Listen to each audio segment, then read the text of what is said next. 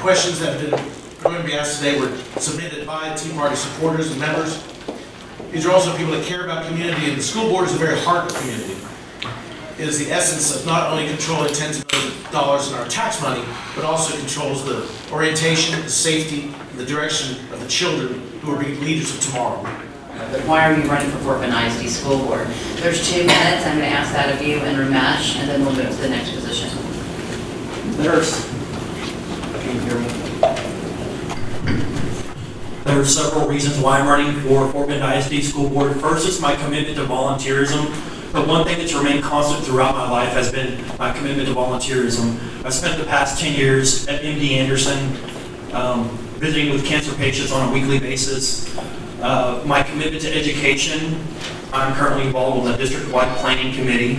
I'm also a mentor and I'm a member of a campus-based leadership team at an at-risk campus here at Fort Bend ISD.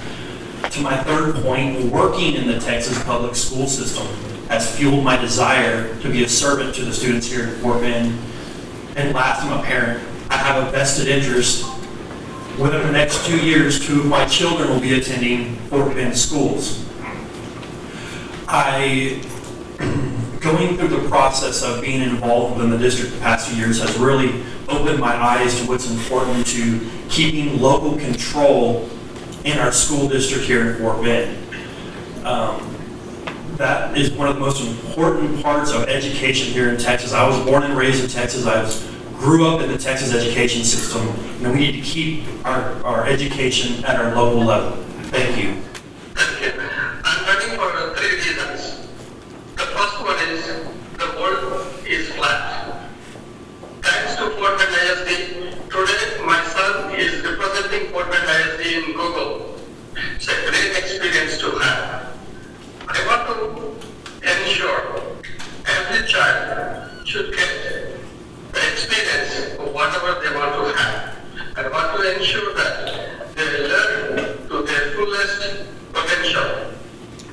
That's one thing. I would like to provide the resources to the teachers so that they can teach all the children to their full potential. The second reason is, as a parent, I know it is very important for the child to come home safely. So I want to ensure that every child and the teacher is safe during the school, after the school. And the last reason I'm running is, I bring professional experience in the financial industry. So I would manage your dollars efficiently. Because of the 13 years of experience in the financial industry, I feel that I can be a very good guardian of your money. Those are the 3 reasons why I'm running for the position. Thank you. You say that you are committed to making Fort Bend ISD a fiscally responsible school district. This is a 2-part question. First, what do you see as the most important fiscal issue facing Fort Bend ISD which impacts the taxpayers the most? And secondly, if elected, what changes would you implement to make Fort Bend ISD more fiscally responsible? Dealing with the first part of that question is the most pressing financial issue we have right now is the maintenance and upkeep of our schools. As many of you are aware of, a couple of years ago, while we were all spending $18 million on iPads, we let our ACs and our systems inside our schools break down and get destroyed. We didn't have oversight on a contract that was awarded to a contractor. They've been paid $1 million a year for almost 19 years, and they did no service in this district. They had no records produced. They had no way to show they did anything. That's a problem. I run 2 businesses, and if I was to take the money in my business and run my business like that, I would be out of business. So it's extremely important now that we've been presented with some $300 million plus price tag to put our district back in place where it should have been in the first place, that the things we spend our money on are what we really need, not what people want, like an iPad. We don't need iPads. We needed ACs fixed. We needed systems fixed. And this board needs to focus directly on making those fixes. One of the ways that you change this process is you involve the community. The prior administration did most everything in a back room without community input, without community knowledge. As many of you know, you would pass a bond issue. There were certain things that were described on that bond. You would later learn that that bond was spent on other items. That's not appropriate. It's not accountability that should be held by the board. You should expect the board, when they put a bond in front of you, to tell you exactly what they're going to spend that money on, how long they're going to finance it, what type of financing they're going to use, and when they plan on doing it. And you should hold the board accountable. And that's one of the things I plan on putting in place when I do get on the board. The other thing is that we need to make sure we have a ton of schools that we have to build. We need to make sure that we build those schools when we need them, where we need them, and where they're most effective. And we don't bend to developers, we don't bend to special interests. We do what's in the best interest of the district and the best interest of the taxpayers of this district. Thank you. As a board certified financial planner and money manager, I teach people how to budget, how to properly, appropriately allocate their funds, and how to plan for future expenses and things of that nature. Chris mentioned that, and actually,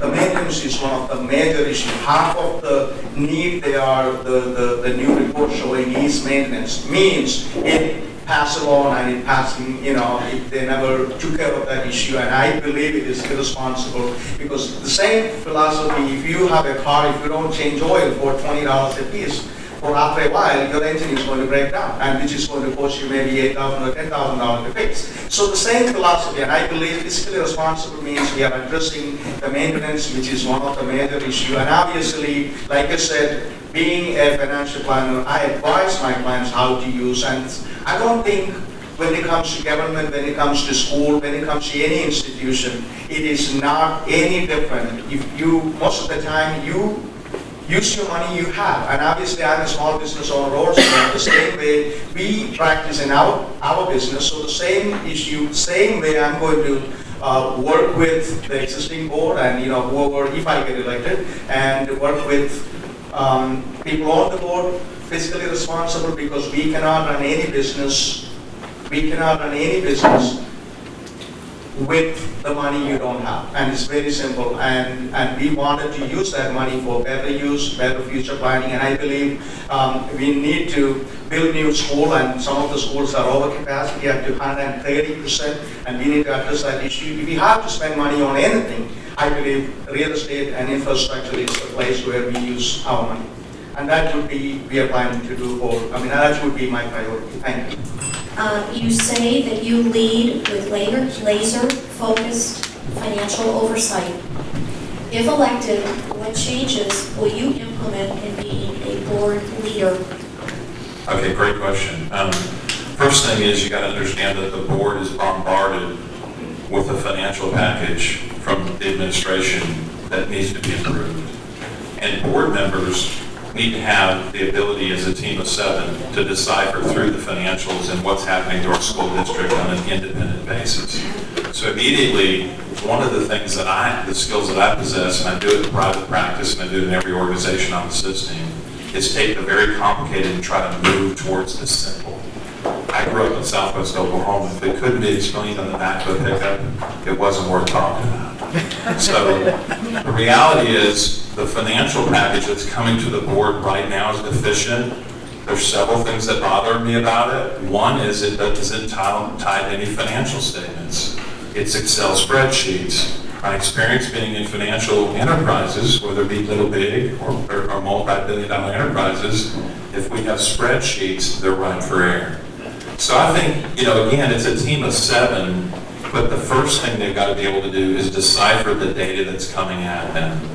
You got to realize that a school district, even at a local level, is tugged and kicked and pulled from special interest in every conceivable manner possible. When a consultant tells you that you need $305 million in deferred maintenance, or a consultant tells you that you've got 15,000 students, you've got to rip apart that data and really understand what is their motivation behind this. Is this real? Is it accurate? What vested interest do they have? One of the things when you're running for school board is you have all these people come up to you and say, what's in the best interest of the west side? What are you going to do for the east side? you've got to move to a level where you can focus on the district overall and all 70,000 students. And financial statements lead you to need. Thank you. You have 3 children ranging in all 3 spectrums, and I said gifted, and I toyed with average, so I'm glad you said regular. So I'll say gifted, regular, and a special needs child. You bring to the table a family that has experienced firsthand experience than compared to your 2 opponents. How will you make a better board member and leader, and what changes would you implement because of your personal experience? Thank you for that question. I think it's a great question. I have worked in Fort Bend ISD for 8 years as a volunteer, and I've acted in many capacities, including PTO president, starting fundraising programs, working at the district level, and my primary motivation has been to better education for all children in this district. My 3 children, we have specifically seen in the classrooms what curriculum things work and what curriculum things don't work. We have seen what instructional methodologies work and what instructional methodologies don't work. I have heard firsthand from teachers what supports they get in the classroom and what supports they don't get in the classroom. And so over the 8 years, I have seen in all aspects of education what things do work and what things don't work. In the last couple of years, we've had several audits in this district.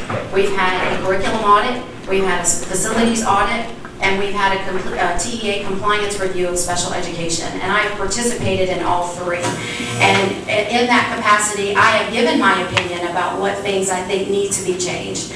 And as a board member, and I have reviewed those audits very carefully before I even threw my hat in the ring to run for school board. And what I want to do is bring to the board someone that has that experience and that knowledge and that can ask hard questions. If we're going to change curriculum or implement new curriculum or implement new instructional strategies, I can ask the hard questions that are content-based. I can ask hard questions about what supports are we actually going to give our teachers if we're going to implement new curriculums, because I know what teachers aren't getting right now. I can talk about behaviors in the classroom because I've not only experienced them, I've spoken to teachers about it. These are questions as a governing board member that we're going to have to be asking our administrators in order to hold them accountable, that we are actually doing in the classroom what we say we're doing, and we're actually moving our district toward betterment of education for all children. So as the daughter of a school board member, whether we like it or not, if you're an incumbent in your family, you are held at a higher level, and that's always my belief of being on a panel. The incumbent is held at a higher level. So this question is to you. You say in your bio that you are poised and competent with a demonstrated ability to easily transcend culturally differences, have excellent team building skills, and you have actively been serving the youth ministry of Sugar Creek Baptist as a 7th and 8th grade youth teacher. With what I had seen on after the posting of KHOUT News Facebook timeline, in the response to an Aldine ISD student who allegedly threw a bottle at a teacher, you responded, "Get a rope." Has the Fort Bend ISD superintendent, the board president for Sugar Creek Baptist asked for your resignation? And if not, why haven't you resigned? Secondly, what ethical behavior do you believe should occur before a board member should resign or be removed from the board? Actually, I'm glad you brought that up. Because I think that it's very important that people understand that when children in schools throw things at teachers and hit them in the face with them, they need to be held to a responsibility for their action. Yes. I think that's how what we teach our children when they're little is when they do something wrong, there's consequences for doing that. So I make no apologies of any kind for what I said, okay? It was a little off humor, but still, I simply do, it's very important that we understand, and there's board members here that don't agree, candidates that don't agree with our discipline policies, okay? But here's the thing, there's consequences, every actions, there's reactions, okay? And I think it's very important that children understand that, and I don't think it's acceptable under any circumstances that children throw things at teachers. Now, some may feel that's okay. Maybe they haven't been hit by a shoe in the face. okay? And they might feel a little differently if they hadn't, okay? It's not a funny thing. So when children throw things at teachers in schools, I take that to heart. I take that very seriously. I take that as seriously as what you said about my integrity about the board, okay? Because it takes a man of integrity to stand up for teachers who deserve their rights just as much as anybody else does. And if you have any more questions about that, I'd be glad to continue. Okay, all indications are that within the next 2 years, Fort Bend ISD will ask voters to approve a mega bond of several $100 million.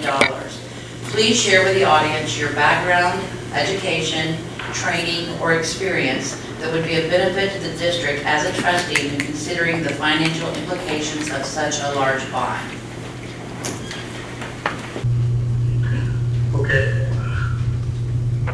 $700 million.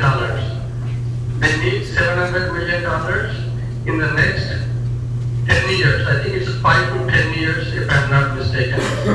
Out of which $300 million for the new schools, to build new schools. And then around $200 million is for the regular maintenance.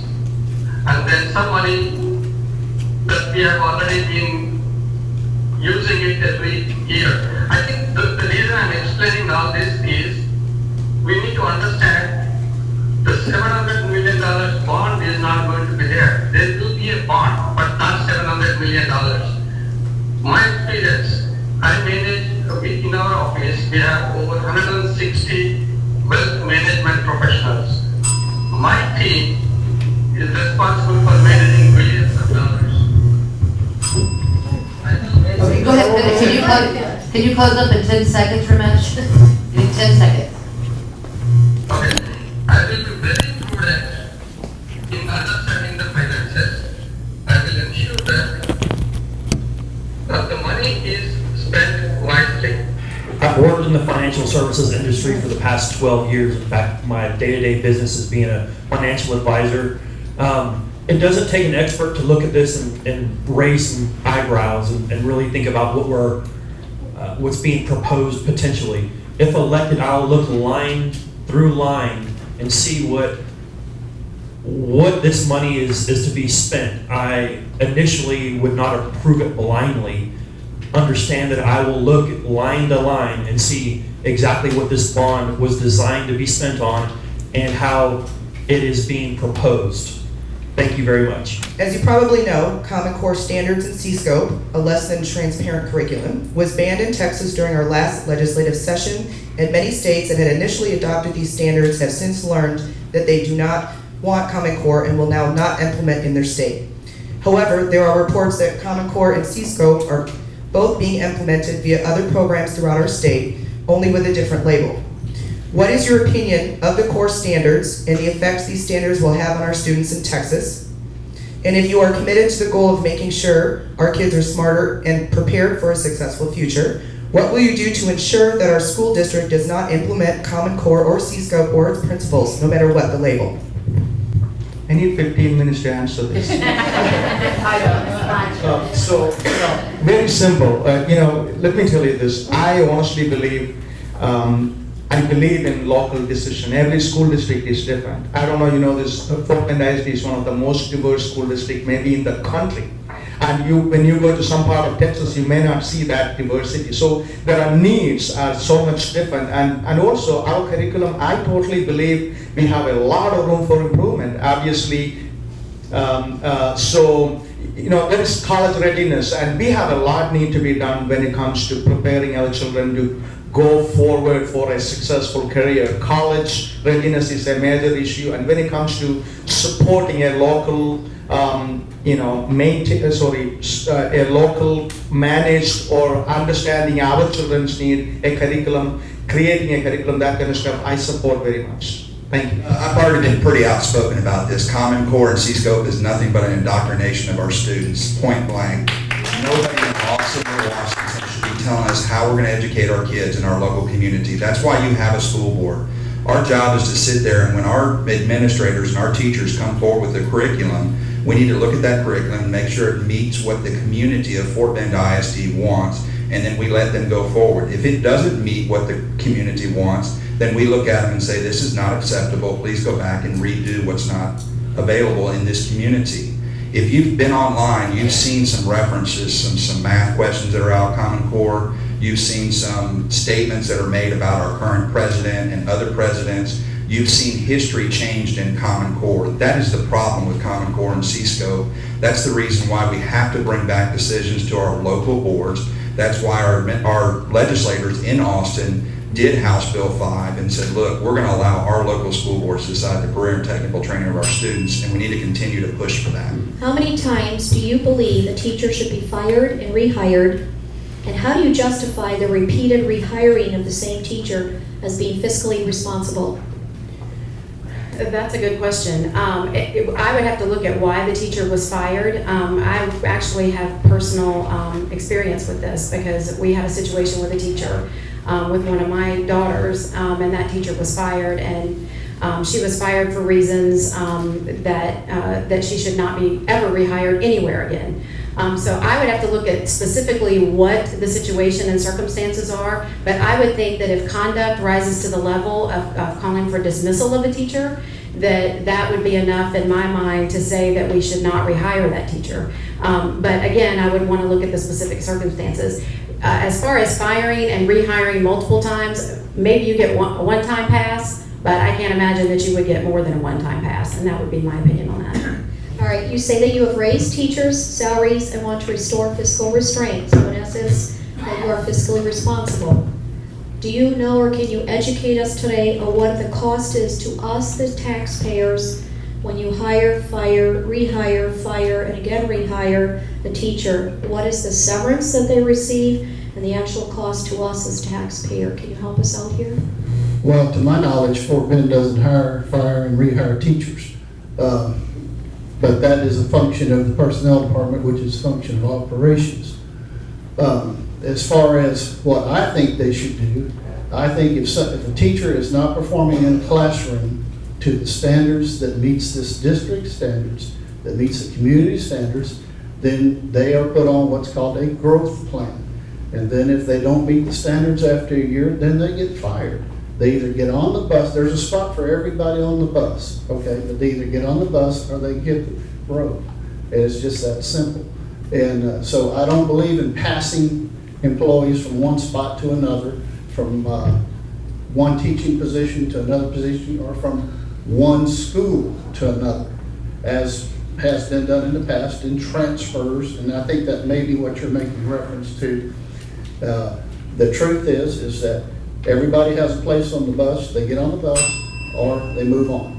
Well, again, it's kind of a blind question in that we don't have the facts and circumstances. I do think that, we do have to allow our superintendent to run the schools. Certainly when we have grievances or things that come to the board level, we certainly need to review them and have some oversight in that regard. I want to go back briefly, this dialogue of bashing our students is going to get us nowhere. It's reflective of the heart. When you make comments like, get a rope, I will never, ever give up on a student, whether they're making bad decisions or not. My wife's been physically assaulted as a teacher, and I think we need to have clear boundaries for children. But leaders always have to model to students the opportunity and pathway to make good choices. And nobody gave up on me. I didn't assault any teachers, but I was not your poster child high school student, and nobody gave up on me, and I won't give up on these kids. In Fort Bend ISD, we have different academies throughout the district that offer enrichment in specific areas. Hundreds of kids every school day board a bus to attend a school that they are not zoned to, costing the taxpayers millions of dollars in transportation costs. In addition, the academy's programs themselves cost the district millions of dollars. Many parents and taxpayers have spoken out against the academies because they feel that many students are leaving their zone schools to attend a different school, removing some of the best and brightest students that could help raise the bar at their regularly zoned school. Finally, the question. First, do you support academies in Fort Bend ISD and why? If not, why? And second, What certification, degree, or other benefit do these children and taxpayers receive for the millions of dollars being spent? Yes, I support the academies. Let me tell you why. Before I say why, I would like the audience to know what the expenses are. The expenses to bus the children in a year, that is 2013 and 14, is $2.2 million out of $600 million budget. And we have been working with the superintendent, cutting down that cost to $1.2 million from next year onwards, because they are going to run the shuttle buses to their respected elementary schools. So every child goes to the respective elementary schools. From there, they go to the academic schools.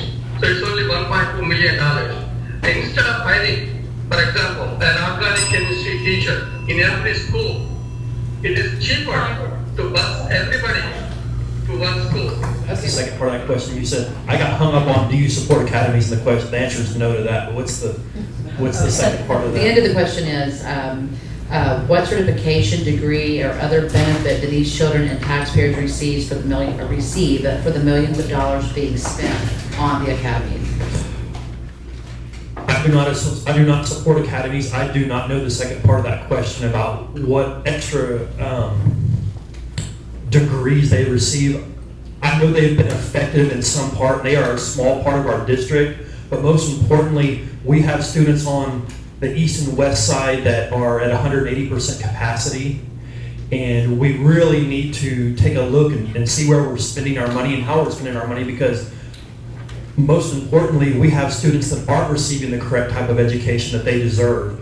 And serving on the board, given the opportunity I am able to serve on the board, I will be a proponent for all students, not just academy students. As a taxpayer, I would like to see the effectiveness of these academies before going forward with any more money being spent on them. You stated in your bio that you are committed to making safety and security at our schools your #1 priority. What changes would you make to the current Fort Bend ISD policies to ensure that our children are more safe and secure? Well, this is a big issue in Fort Bend ISD. As many of you know from what's happened at other schools around the nation, one of the biggest issues we have is controlling who comes in and out of our schools. We have schools where doors are left unlocked and people can get in. We have schools that don't have vestibules, so somebody can walk straight in the front door. We also have buildings that are used with keys. The problem with keys is when you lose them, we now have somebody has access, and the district can't go re-key the whole building when a key's lost. So we need to go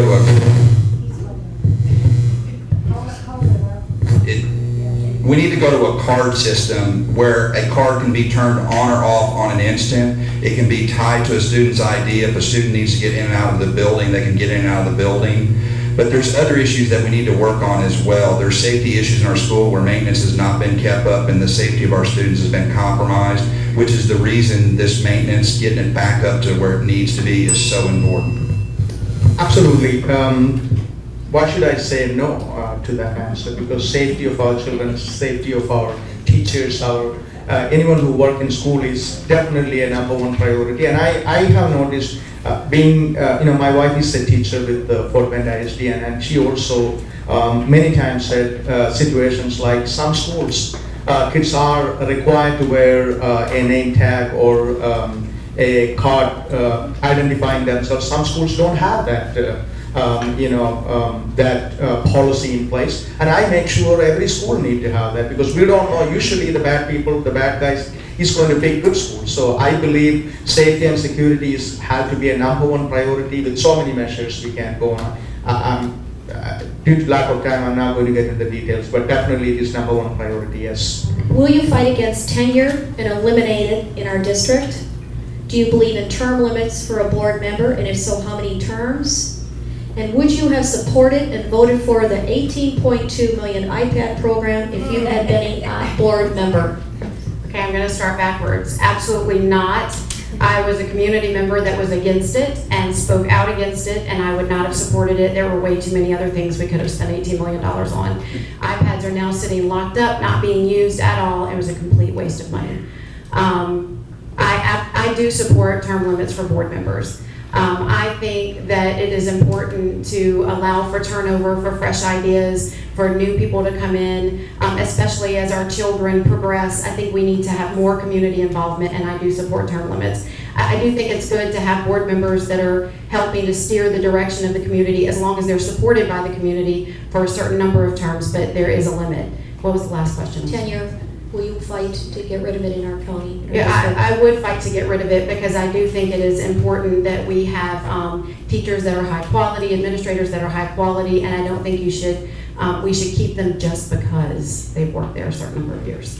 Let's start with the $18 million spent on iPads and assorted infrastructure. Again, that's getting back to get laser focused. We were wandering in the wilderness while we had a lull in the building season. We could have built some elementary school with that money. Really could have had the ability to have the cat's meow in terms of contracts. Instead, we got lost in the woods and we started heading down roads and pathways, and now we've got need really hitting us in the face. With regards to tenor, no, I'm not a fan of that. I think that everyone has to have some accountability. I am in favor of making sure that we're fair to our teachers, because that is our greatest asset, but I'm not in favor of tenor. In terms of term limits, yes, I believe we do need term limits. Off the top of my head, I would think 3 or 4 terms, maybe even 2 might be enough, although you want to have some continuity on the board. Thank you. Same question, and obviously, would you change your vote if you did it over again today on the 18 million? Well, I'm glad, first on the iPads, the amount spent on the iPads amounted to $12.5 million. $6 million of that was for infrastructure that was provided for in the 2007 bond. 3.5 million of that was for the iPads, and 3.5 million was for programming. So, in retrospect, just so separate the men from the boys, there was an effort by the board to examine this issue. The board had a really, really tough time with this because they weren't really sure of what was in front of us. So when we did pull it back down and we voted to possibly not do the iPad project, the board withdrew the motion unanimously and decided unanimously as a board of 7 to go ahead with the program. So the iPads, in theory, probably were a good, but we were lied to by the superintendent. You can't account for that. Tenure, there is no tenure in the state education system, period. Teachers are on a year-to-year contract. More than 60% of students will leave high school and will be in the workforce within a few years without a college degree. First, do you believe that all students must have a college degree? Second, do you support vocational training in our high schools? Third, what would you do as a board of trustee to ensure our students are college and/or workforce ready upon leaving high school? Not every student is intended to go to college. I wholeheartedly believe that. There's several friends of mine growing up that were told, I guess, or expected to go to college, and they've ended up being business owners today in an electrical business or a plumbing business. So no, I do not believe that. As far as career and technical training, we have, could you tell me the second part of that question again? I'm sorry, there's a lot. I should have made notes. That's okay. The second part is, do you support vocational training in our schools? Absolutely, I support vocational training. I think it's important that we graduate students that are good tax-paying citizens. They need to be a good part of graduating from high school does not mean that you have to go to college, obviously. We need to graduate students so they can be trained to go to the workforce, so they can be tax-paying citizens and productive citizens of our society. Currently, we do not have the infrastructure in Fort Bend ISD to support these needs. We need to take a step back and look and see what we can do going forward so we can implement plans. As you know, House Bill 5 has been passed, and we are going to have to change not only our infrastructure, but we're going to have to change the way our educators view workforce-ready programs. Thank you. Okay. With the vocational courses, I agree that we need to have vocational courses. I understand everyone doesn't doesn't need to graduate. That really ties into the academies. We can have an academy that can specifically train in vocational courses and career technology courses so that they can go to workforce as soon as they graduate. These children are also like a special needs kids, just like academic kids who are high achieving kids. They need special needs. They have special needs. For example, just like I was telling an organic chemistry example, maybe a multivariable calculus. We cannot afford to have a teacher to teach multivariable calculus in every school. So we can have one teacher at one place. That teacher can train and teach every student in that course. So academies are an integral part of all these schools. So vocational course. We need to have special vocational classes to teach these children be ready for the jobs as soon as they graduate. That is what HP5 comes to lot of help.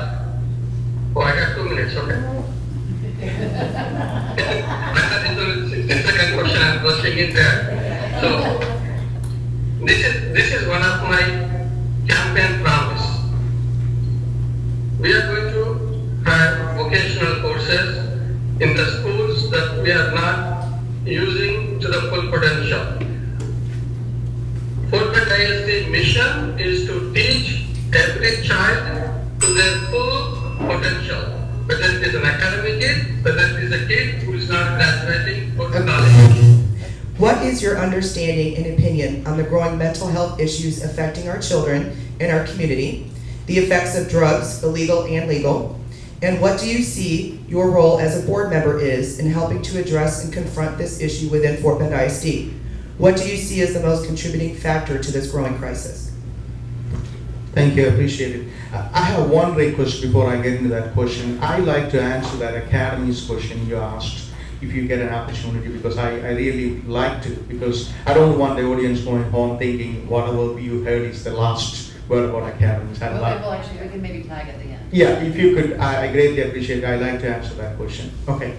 Coming back to when it comes to community, and I understand, I don't know how much it is a problem in Fort Bend ISD. I don't know, honestly. But I'm sure as a society, we do have that issue, drug-related problems, broken families and that. And I think I will go back to the community. I will go back to our churches or church leaders and society leaders, community leaders to coordinate a correlation between, families and, one of the biggest thing I have noticed, one of the big problem, even when it comes to accomplishing and success when it comes to children, one of the major problem is a lack of parent support and lack of parents' involvement. My wife always said, if I could get 24 of my kids' parents come and say, whatever it takes, I want my child to be successful, she said, I could make every child a straight A student, And talk to any teacher, they always say that. And I believe working with the community leaders to address that issue, and I don't know, and I will definitely get involved, and especially when it comes to low-performing schools, and there are drug problems in low-performing schools, and I will go to that schools, and I will, as a board member, along with the help of other members, and I will try to create some kind of a community coalition where we can address that issue, because I don't think without community involvement and without parent involvement, that issue is not going to be solved.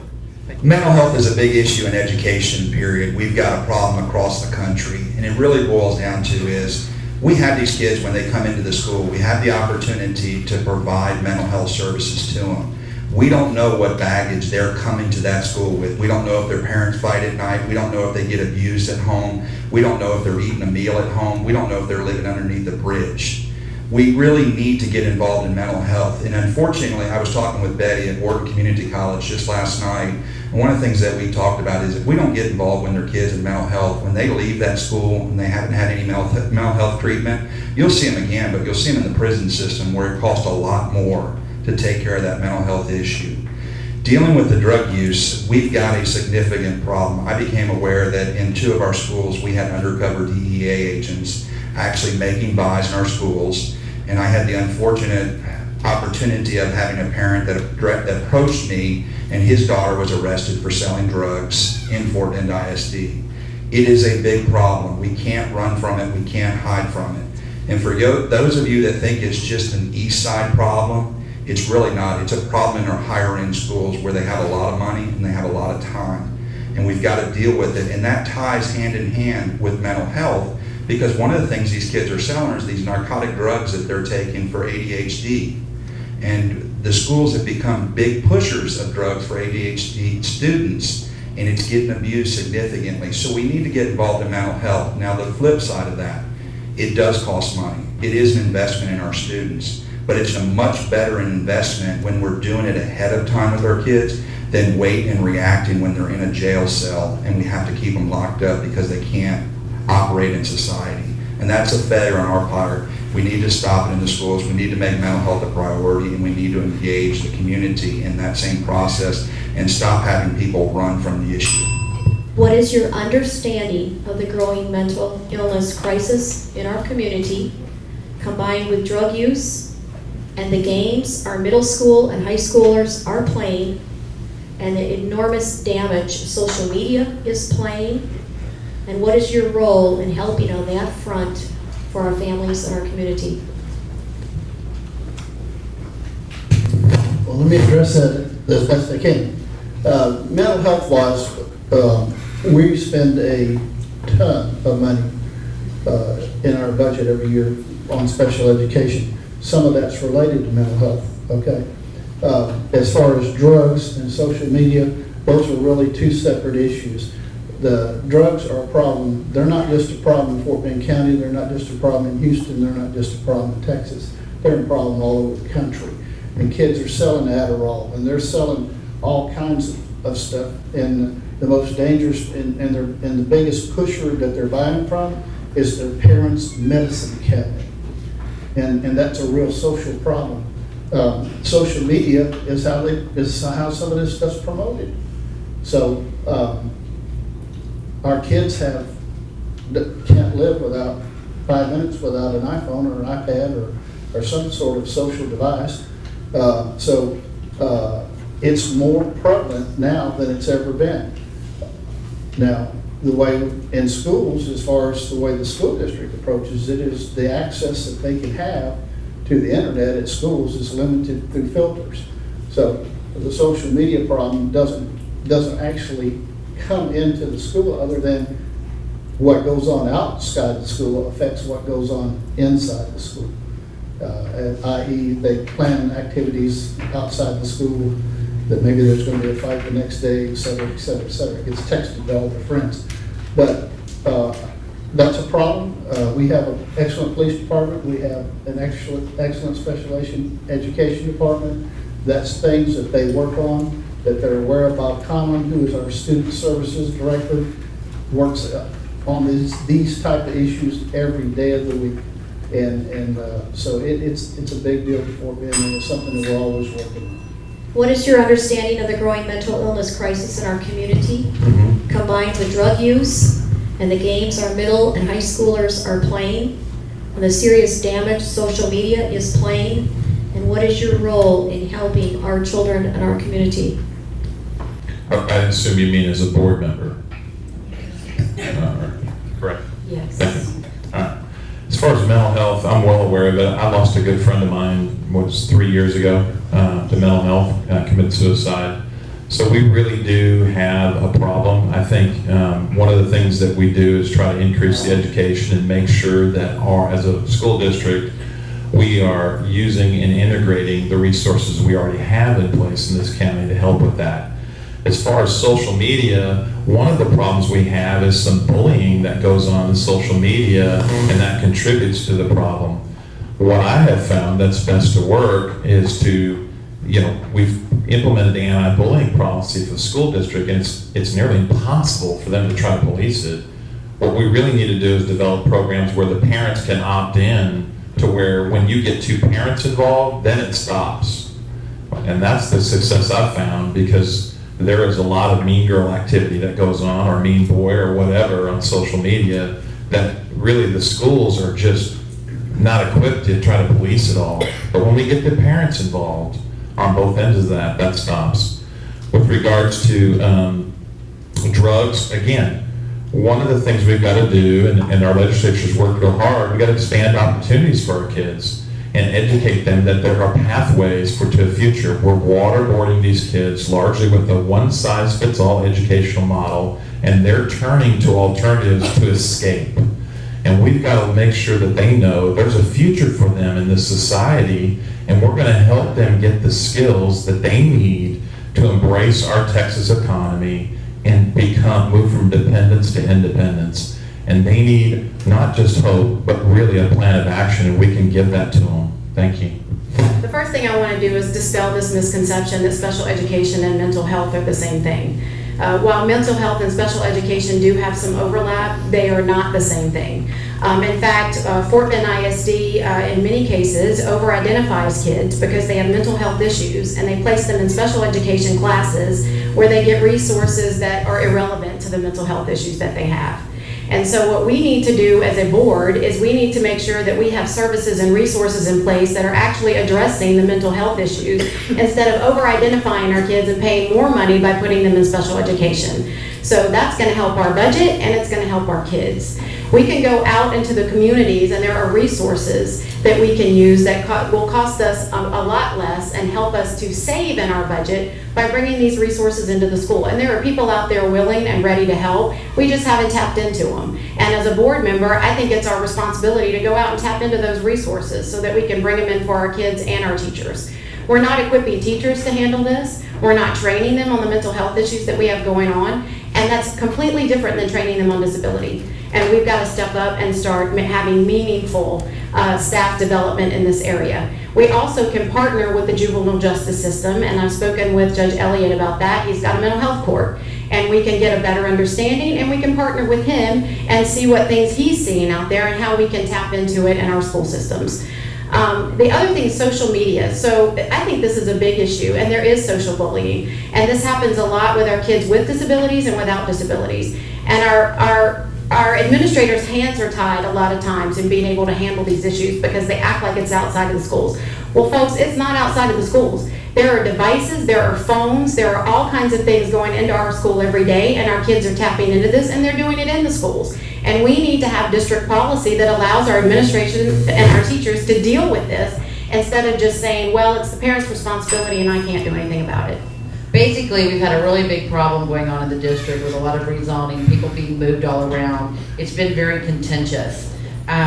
With the talk of mega bonds, the need to build new schools, and the necessary rezoning that will take place during all of the reworking of the district facilities, what will you do to mitigate the negativity surrounding this issue? I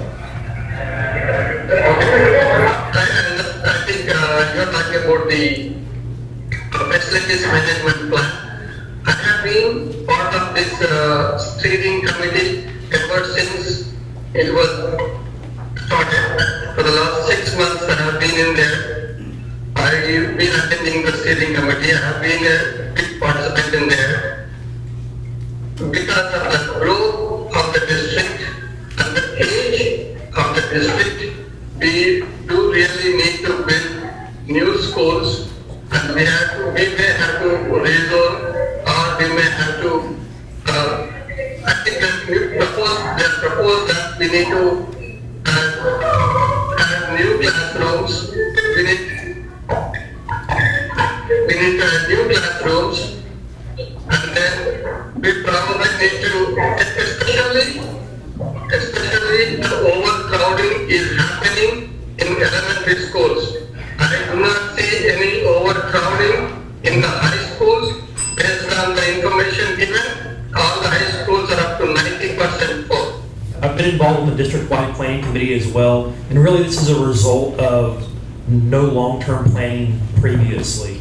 So I can understand why a lot of folks are upset. They buy a house in our district, they expect something that they've been told that they were going to happen, and then when their kid gets to the school, something else changes. So as a board member, I will support a long-term plan. That does not mean that the plan that has been suggested, I will approve every piece and part of it. Like I said before, when we're talking about mega bonds and talk about money and taxes, we have to go line for line and look at exactly what they're wanting to spend money on. Are these things that are what they're spending on? Are they computers? Are they facilities? We've got to stop financing things that we should pay for up front. Thank you. This is a two-part question. First, what is your understanding and opinion of the anti-bullying campaign in our schools? And do you know how Fort Bend ISD defines bullying? And secondly, what is your opinion of the zero-tolerance approach to consequences?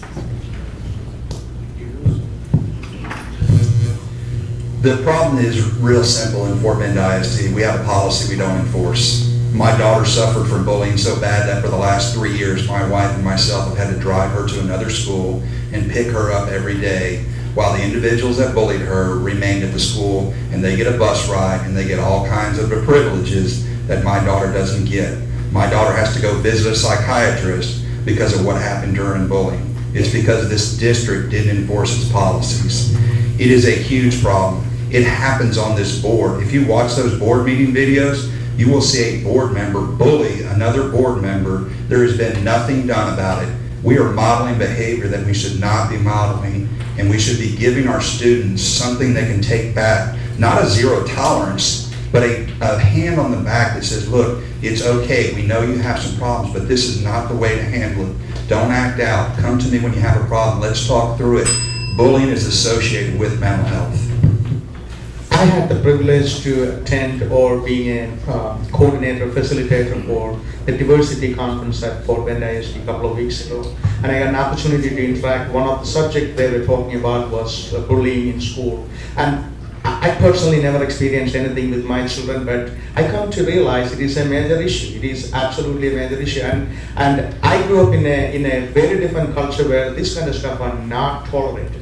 Okay, and of course we live in a culture where these things happen on a daily basis. I believe these need to be addressed, and Chris mentioned that it is not been enforced. And also we all know that bullying is going on at every level. Why we talk about children, even among adult level, this bullying is going on. So obviously kids are learning from our adult population also. So I believe in addressing that. I believe in even zero tolerance to that bullying situation. Thank you. In a prior election, when it was disclosed that we're talking about truancy and illegalization of marijuana. In a prior election, when it was disclosed that all the truancy cases were being removed from the JP court and pushed into the truancy court, and the conclusion was that it was simply because it was a moneymaker for the community, and it wasn't solving the truancy issue. What is your role in changing this? How would you lead as a board member? And what is your personal opinion on the legalization of marijuana and we become another California and Colorado? Okay, let me take care of the legalization of marijuana. I'm not in support of that in any form or fashion, okay? Let people move to Colorado if they want to participate in that. With regards to the truancy court, I've been involved as a citizen working to improve some of the negative attributes the truancy court's been throwing off. We phalanged up an automated system and we threw it into the truancy court, which we were trying to model after Dallas County. The problem with it is we've got a lot of students over there that shouldn't be in that court. We've removed the human touch out of it. And so my role has been down there helping to identify the problems. I've given that to the administration. It is on the board agenda. The administration's reviewing it. And I was integrally involved in helping identify those issues. We want to have a good program, but we don't want to certainly throw off some of the attributes that are there. I think we've got a good overall program, but we've got to clean that up. So we're not working on that. Actually, in regards to marijuana, dope is for dopes, okay? That's all I have to say on that. As far as the truancy issue, here's the way it is, okay? Fort Bend has a sound, solid truancy policy. It couldn't be any more clear. It couldn't be any more concise than what it is. As a matter of fact, there's so many it's so concise that sometimes when you read Chief Ryder's chart, you can get confused looking at it. So the truancy court was invented to take the load off of the JP courts. It wasn't invented to make money for anybody. It was invented to take the load off the JP courts because the JPs were complaining that they couldn't get their business done because they were spending so much time with kids that couldn't come to school. And it's responsibility of the parents to make sure their kids get to school. And when they don't get to school, they don't get to learn, okay? So it's very important that they come to school. So, thank you very much. I'm absolutely opposed to legalization of marijuana for many reasons, not the least of which that it leads to mental health issues. So I'm opposed to that. While we may have a very clear and concise truancy policy, I think it's like a zero tolerance policy. And I think what we're not looking at is the students that are being caught up in that shouldn't necessarily be caught up in that. Truancy is a gateway crime. And so 90% of those that are incarcerated started with truancy. And so I do think it's something that we need to address. But I think part of the way of addressing that is getting parental involvement. The first thing that's going to do is help those that are not getting to school, that should be getting to school and are just skipping school. And the second thing that's going to help is that, there are times when our kids miss school and they do gain educational benefit. And so I think we need to move away from this zero tolerance and maybe do it on a case-by-case basis and make sure that we don't have kids missing school to go to truancy court in order to address some of the truancy issues. Okay, now we're going to get to the questions from the audience. These will be 1-minute answers. Now I'm going to do this randomly. I'm going to begin at the far end and come back this way, and then I'll break it apart for every question. So starting with Darren, how would you justify shutting down taxpayer support for academies that help higher achieving students while asking for taxpayer support for career education for children who choose not to complete school curriculum? Well, it's kind of a little bit of a loaded question. I'm going to stand up since we're having audience involvement. Look, we've got to get the academies ring-fenced into the college and career initiative. That's what the legislature has given us that rope to do that. It was part of them lowering the testing for our students from 15 down to 5. The legislature's taken the lead on this, and so we've got to get the academies inside of our programs with college and career. And how does that look? That may look like college credit. Our kids, it's a hodgepodge system of college credit and activities out there. They're very difficult for kids to find what's available to them. And then national certifications. An adjacent school district, you can get an associate's degree for $5,000, or you can get up to 25 national certifications the same time you walk across the stage. We're lost. We're way behind. Thank you. How do you justify shutting down taxpayer support for academies that help higher achieving students, but asking for taxpayer support for career education for those that choose not to complete student curriculum? I don't support shutting down academies per se, so I guess that assumes that we support shutting down academies. I'm in favor of programming that's going to help students get college ready or career ready. So I support both. I think that we have students that have individual abilities, and that we need to tap into those individual abilities, and we need to make sure that we offer programs that are broad enough to allow students who want to be on a career path to be on a career path, and who want to be on a college path to be on a college path. I think the curriculum and the programming that's involved in the academies is very good. I think it does this. Fiscally, I'm not sure it's fiscally sound. I don't know because I haven't been on the inside to see that. But I do think the programming is good. But I think we don't do a good job of getting our kids career ready. And I think that is an area that we can expand on and need to expand on in order to open doors of opportunity for all kids in this district. I think one of the challenges that we have to deal with as we move forward is how do we expand the academy programs, not tighten them down. How do we expand them and integrate them with the career technology program so that our kids all have an opportunity to learn in different ways. For example, our medical profession is being supplemented by our academy over at Hightower High School. So some of the academies are actually part of the career and technical education program right now. So I'm not for cutting any funding to any academy programs. We need to find ways to make the ones that work, and the ones that don't work, get rid of them. So what we need to do is streamline and then mainline. And that's going to take some work. And as a matter of fact, Dr. Dupree is actually scheduling workshops for the board now and working on that very issue so that we can improve our academy program and integrate it with the career and technology program. I was thinking I'm not going to get any academy-related question. Finally, I got one. Let me tell you this. I see there's a lot of anti-academy sentiment in this room. And I believe it is completely wrong. And I honestly believe this is the way to look at it. My son doesn't attend, he's not a football player, he's not a basketball player, my daughter is not a cheerleader.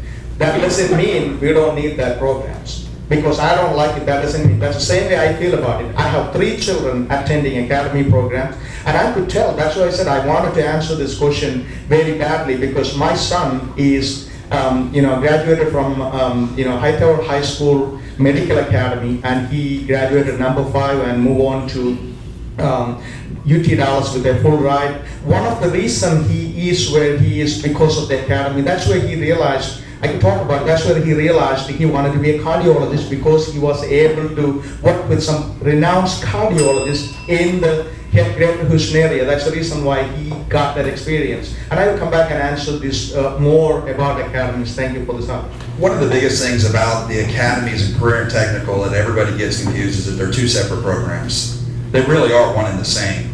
Academies are just a different way of naming a career and technical. We have a medical academy, we have a media academy, we have a science academy. The problem with the academies is they've created an elitist type of mentality in our district. Certain kids can get in, certain kids can't. We also only offer certain classes to academy students, and we don't offer it to other students. Even though they may be qualified, they may want to take the class, and they may actually be smarter than the student in the academy, but they can't attend because they're not in the academy. The other problem is that we set the system up very poorly. And why I say that, if you look at Clements, you have a counselor that's providing services to 139 students, while you have another counselor that's providing services to 1,800 students. That's a problem. And it's not a problem with the academy, it's a problem with how the system was put into place. So when we start to look at career and technical, we need to look at all the academies, everything, and put them into one program. We really have to take a look at the effectiveness of the academies. To my knowledge, I believe Dr. Dupree is actually getting together a task force that's going to look at our academies and see how effective they are. I'm going to tell you a personal story here. I honestly, when I was in high school, I didn't really know what I wanted to do. Maybe I wanted to be a welder or a plumber or electrician. I didn't know, but if we have an effective program that is workforce training, maybe some of these kids that don't want to finish their curriculum might be excited about finishing it. If I had, who's to know what my path may have been, but if someone said, you know what, Jason, you can be a welder, you can make $150,000 a year. Well, you know what, I might get excited about school. So having the availability of all students going to some type of career-ready training may excite them to want to finish school. Thank you. I would appreciate that. I think it's about the academies. I can take that, no problem. The academies are an integral part of the schools. Academies are serving a lot of purpose. They are working very well. They are not broken, so we do not have to fix it. But we have to tweak here and there to avoid some of the problems. Thanks to the academy, my son is here in Mountain View, California, representing Fort Bend ISD. Thanks to academies, my daughter, I just heard the news today, she goes to Quail Valley GT Academy. Their team is the first place winners in the state future problem solving, and she is going to Ohio for the national finals, Iowa. So the academies are a great addition to the Fort Bend ISD. Does Fort Bend Independent School District have the International Baccalaureate program? If so, do you approve or disapprove? The International Baccalaureate program? Yes. To my knowledge, they do not have the International Baccalaureate program, and I'm not sure, it's going to be very difficult for me to answer that because I'm not sure if it's something that we offer. What I do approve of is having everything presented to us as a district. It's going to be the administration's job to decide how to manage the district. And so I'm in favor of considering all programs that would offer avenues for our students to have better education and to get on paths that they choose for themselves. I'm a big supporter of student choice when it comes to where they want their futures to be. And so I think that it is important for us to consider all avenues for them to get there. Well, actually, Chris and I could help you out. We did have an IBC Academy, and what it would do, it originated at Missouri City Middle School, fed into Thurgood Marshall High School. What happened to the program was we didn't have enough participation in it to keep the academy rolling. When you don't have enough kids coming from the middle school to feed the high school, then the program dies. And when you're spending over $1 million a year on a program, you want to make sure that you, as the taxpayers, are getting your money's worth. And that wasn't happening, so the board had to shut that down. I think Bruce already answered that if something didn't work, they already got rid of it. So I don't know why even we should talk about it. And I'm all for if some program not working, just get rid of it. That's in any business. If we, as a small business owner, if I spend money on something, if it doesn't work, I'm not going to go back and spend money on it again. That is, I think it is a common sense thing. So if it has already failed, there is no reason to support a program like that. Thank you. What the IBC program pointed out in this community is that people have a problem with going to certain schools. People didn't want to go to Missouri City Middle School, and they didn't want to go to Marshall High School, and the reality is it's because of the reputation of those schools. Why do those schools have a bad reputation? Because the administration of the district did a poor job of maintaining teachers in those schools, maintaining strong administrators, and keeping the opinion of those schools up in the community. And when you allow a community to believe that a school is just not worth saving, you've done a problem. You've done a disservice to the students that have to attend those schools because they're zoned to it. But then to try to put a program into that school and say, oh, look, it failed. Well, no kidding, it's going to fail because nobody wants to go to those schools. It identifies an underlying problem that we need to work on, and that is we need to provide the same classes, the same services, the same support at every school, whether it's in Area A, Area B, or in Area C, so that all our students have the same opportunities. I am familiar with the IBC program that we do not have anymore. I'm going to agree with Chris here. Whatever we do in our district, we have to do district-wide. I think Fort Bend ISD has failed in several aspects as far as making district-wide policy. We owe it to our taxpayers, we owe it to our students, and we owe it to our schools. Thank you. I think the program is an excellent program. It is failed because lack of support. I had a personal experience about the program here. When there is an expo for the programs, every coordinator was there recruiting the children. The coordinators going to each and every school recruiting the kids. But IB program coordinator was nowhere to be seen. I asked the same question to the administrator. Why the coordinator is not at the expo? Why this coordinator is not going into school to school and recruiting the children? I think the program is a great program. There was nobody who takes the responsibility to promote that program. When we start a program, we need to have somebody take the responsibility to improve it. Thank you. It sounds like it was a program that fell by the wayside. I won't spend a lot of time dwelling on it. What we really need to focus on, and I'm not anti-academy, I'm not pro-academy, I'm just for students, okay? Our legislature has defined for us the things they're looking for: certifications and college. Did you know this community is fully empowered at the board level to implement any curriculum that is community-based, that leads to jobs, and leads to certifications? And so we got to get on with this instead of this pro-academy, anti-academy. I like what the academy has in that it's trying to captivate students' interests, and plant seeds. But let's get on with this. Our legislature wants certification or college. The other stuff has got to fit inside of those programs. And so we got a lot of work to do as a community to get that done and get more in tune with what our legislature has asked for us to do as part of its reforms for the broader educational model. So starting with position one, I've heard a lot about activism. But the job of the board is not to make policy, but to make sure the superintendent carries out board vision in a cost-effective manner. Could you provide the leadership needed without getting into the weeds? Absolutely. Our job is to, the superintendent's job is to run our district from day to day.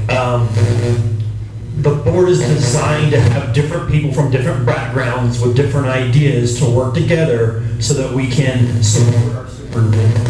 Thank you. The board has only 3 duties. The board sets the policies and the guidance to the superintendent. Superintendent responsibility is to administer those things. Superintendent is accountable to the board. The board can recruit a superintendent and fire a superintendent. The third responsibility of the board is the budget. Formulate the budget, make sure the money is allocated for each and every program. The ISD goal is set. Would you be for position 5? Would you be for teachers carrying concealed handguns if they had CHL and received special training from law enforcement?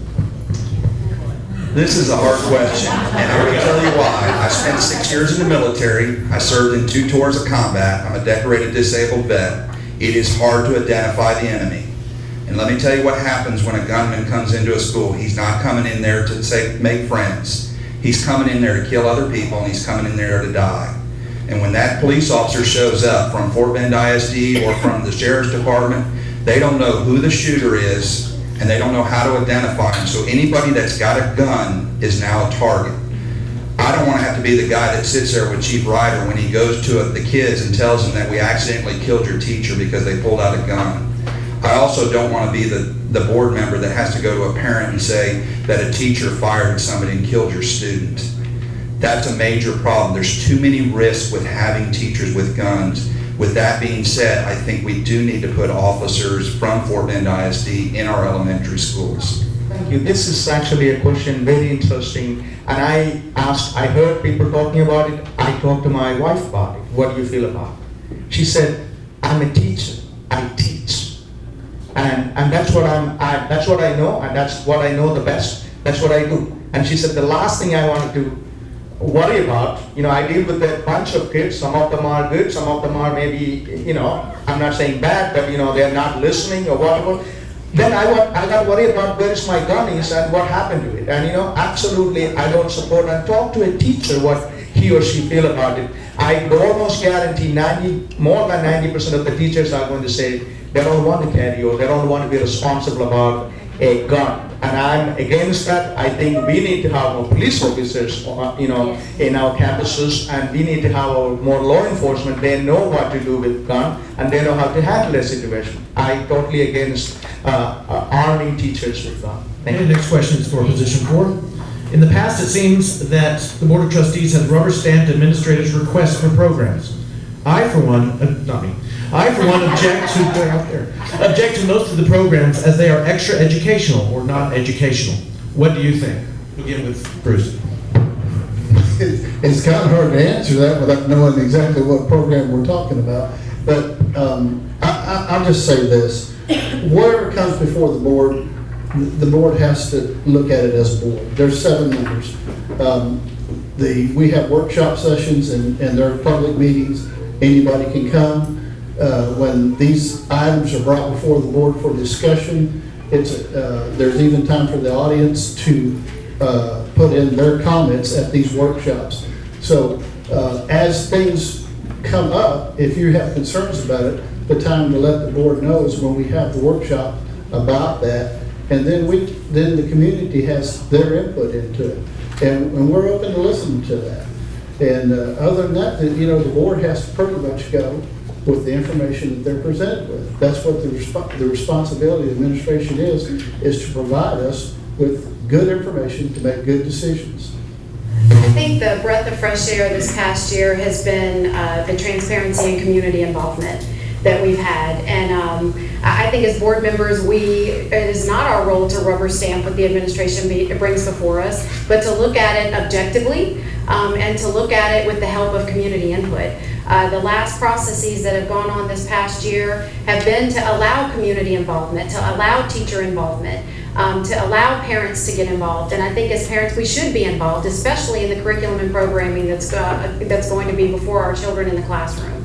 And so it would be my goal as a board member, and hopefully the administration will continue to allow that community involvement, that parent involvement, for us to look at all sides of it and then determine what's best for all students in the district.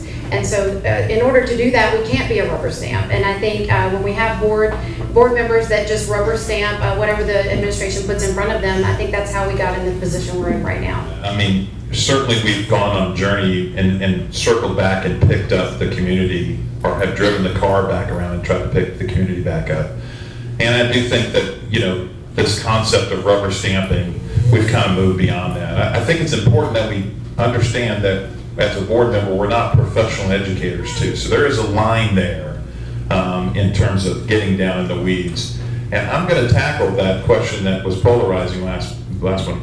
I'm not in favor of empowering teachers with firearms. I think, gosh, my wife, she wouldn't know what to do with a firearm. But I am for working with our chief to make sure that we have the ability to defend teachers in the classroom. And I think some of that may be involved with having some administrators having the ability to carry in certain limited situations with appropriate training, like a police officer, because these are soft targets. These people know they're soft targets and they're coming in here to kill people. To position 5.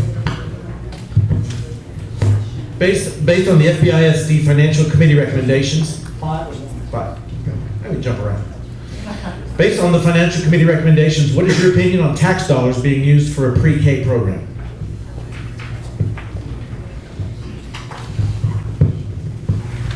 This is a hard question to answer. I attended a Children at Risk seminar, and one of the things that we know is that students that go through a pre-K program, especially coming from Title I school and lower income, tend to do better than students that don't get pre-K. That being said, it's a very expensive program. We only currently do it as a half day, and a lot of professional educators say it needs to be a full day. But beyond that, it's not the job of the school district to babysit our kids. I know we've gotten into this mindset where we send our kids off to school so we can go off to a job, but that's not what schools are designed for. They're designed for education. And so we need to get our kids, and it was said to me by somebody after our last forum that I made, and she's right. When a kid's 4 years old, they really should be with a family member, learning, being read to, learning from that family member, not from a teacher in a classroom with 30 other kids. And that's what we need to get back to, is that parental involvement. See, I have a very different perspective about pre-K program, and I grew up in a culture or a place where kids go to school when they turn 3.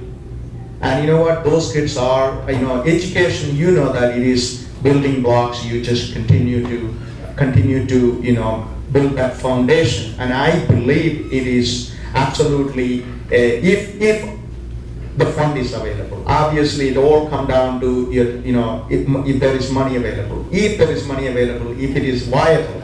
And I support a pre-K program. I think it is all about, starting early, and they're going to learn better. And I talk to teachers about it, what they feel. Most of the teachers I talk to, they all feel and support a pre-K program. And I'm for it if the resources are available. Thank you. For position 1? It's a long question. There's a big disparity in student performance between schools. Underperforming schools and students must be addressed, but not at the expense of higher performing students. My kids are not allowed, my kids are not allowed to learn at their level. Teachers readily admit the work is too easy for them, but they have to do more of the same busy work. What can be done to allow all students to reach their potential? The new HP5 program allows the children to choose their own path according to their standards and capabilities. I think it is the parents' duty and also the counselors who are assigning the classes to those children determine which class they need to go through.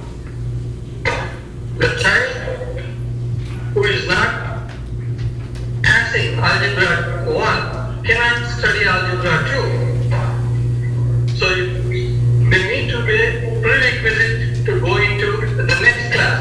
Just like if somebody wants to take a chemistry class, the prerequisite is biology. They need to pass the biology to go into chemistry. So you cannot offer the course of chemistry to everybody who wants to take it, but they need to have prerequisites. So Having taught in the third grade classroom before, the most important thing a teacher can do is engage their students. I had students that were at below level, I had students that were above level, but regardless of the lesson that I taught, I was able to engage all students. And that takes, I'm not saying every teacher has the ability to do that, but you really have to work hard, and I know teachers work extremely hard, but we have to really press the fact that we have to engage all of our students. If we engage all of our students, I could teach a student on a lesson of, I used to start off my class every week on what I did for the weekend. And I engaged those students. Some of those students didn't have any idea of once again, we said earlier, we don't know what their home life is like. Most of the time, parents don't even engage their students. So if you truly engage your students, they can learn from any type of a lesson. Thank you. Position 4. Spanish speakers are taught in Spanish from grades K through 5, but all other non-English speakers are taught in English. Is this a district or a state policy? And would you change this so all students are taught in English? Well, I'm not sure on the mechanics of when the requirements kick in, because there is some ESL requirements, but I guess my goal with all that is let's try to transition to the language that we have here in this country, because that'll serve them best. Certainly when they come into the school system and all they can speak is a different language, we need to do everything we can to try to bridge that gap and get them back into the ability to absorb our English culture, and that'll serve them well into life. And so that's my response. Thank you. I would agree with that. I was PTO president for 3 years at a Title I school, and we have a lot of English language learners in our school. And I actually was surprised when I walked into the classroom, the ELL classroom one day, and heard the teaching going on in Spanish, because I didn't realize that was the policy. And I asked teachers why that happened, and shouldn't we be transitioning them more to English at an earlier age. And actually the response from the teachers was that would be their desire to be able to do that. So I agree that I think we need to start at an earlier age, getting kids transitioned to English, to the native language here. I agree that that's something that needs to happen probably earlier than we are doing it, because I know a lot of kids have a hard time transitioning into middle school if they don't go in with a strong foundation in the English language. Well, actually, the state does have a concise policy concerning transitioning kids from English to Spanish or Spanish to English. They transition, assuming they came in the first grade or kindergarten, by the time they end fifth grade, they're supposed to be transitioned out. Now, where the problem arises with Fort Bend or any other school district is sometimes we don't get them until they're in the fifth grade. Well, it's kind of hard to transition them from another language into the sixth grade, and they fully understand English. So it makes some problems, and it makes some additional efforts necessary to get them up to speed, because sometimes it's not possible to get them fully transitioned by the time that they're out of fifth grade. But that is what the state objective, and that is Fort Bend's objective. This has to do with the vetting process for superintendent. In the past, we've given lucrative contracts to superintendents, and then halfway through the contract, we've had to buy out the individual. What are we doing now, or what can be done to prevent this?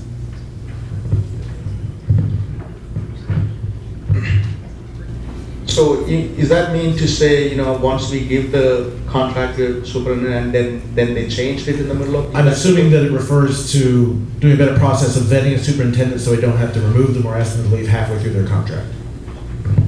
And obviously, and I strongly believe it is, selecting and giving contract to superintendent is one of the most important process, because we have went through one just now, and we have this issue, selecting right person and giving a contract for I believe it should be given every 2 years or whatever that term is, and I believe it is continue to stay that. I think you have to understand how we got here. We publicly fired a superintendent at a board meeting. Nobody wants to be a superintendent of Fort Bend ISD. The only way we get a superintendent is we have to pull out our pocketbook and we have to pull out a whole lot of cash. And the only way to fix that problem is give a united board that backs that superintendent so he can do a 10-year run in this district. The teachers know him, the board knows him, the community knows him, and we get a great school because of it. All right, 30-second closing statement from 30 seconds. everybody. All right, begin. If elected, my priorities are to attract, retain, and recruit highly qualified teachers through collaborative relationships with universities and workforce-ready agencies. Fiscal and resource responsibility, continuous improvement of processes to protect our taxpayer dollar, and safe and secure schools, a systematic approach district-wide to enhance security for staff and students. If you'd like to know more about me, please visit my campaign website at www.jasonburdine.com. Thank you.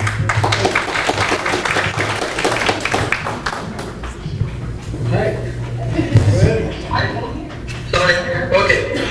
1, excellence in education. Excellence in education.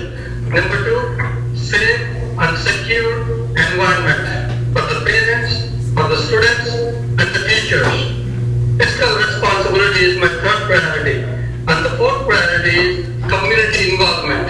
I will have town halls to understand the community needs and take the decisions based on the input from the community and make decisions based on the board. Thank you.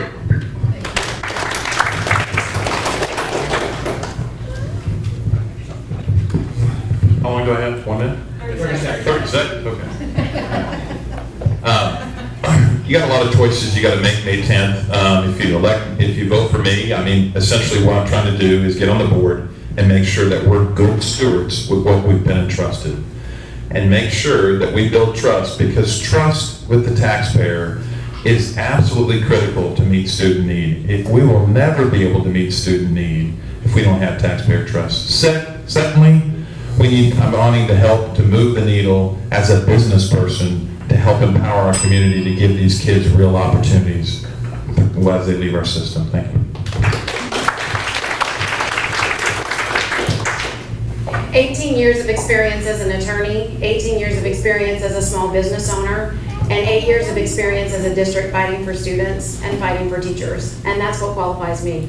I've spent 8 years in this district working in the classrooms, working for students, and students are going to be my #1 priority. It's also going to be a priority for me to go in and make sure that our teachers are taken care of and find creative ways to support the administration and getting parents involved. It's the #1 common denominator across this country in student success is parental involvement.